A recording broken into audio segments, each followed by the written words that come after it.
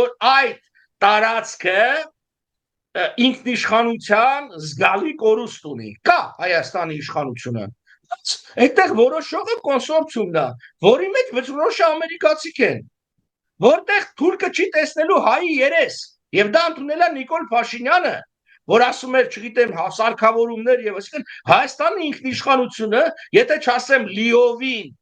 առ ոչինչ այդ տարածքի վրա, էապես թուլացած է։ Էապես թուլացած է այդտեղ Հայաստանի իշխանությունը։ Ես ես հարց տամ։ Ինչպես է այդ թուլացումը դրսևորվում։ Մի րոպե։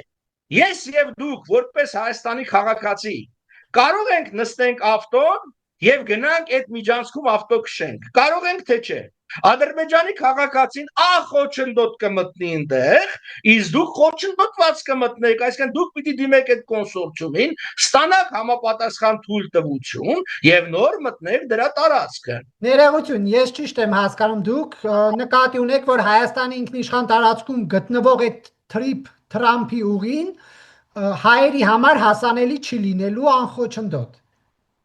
Այո,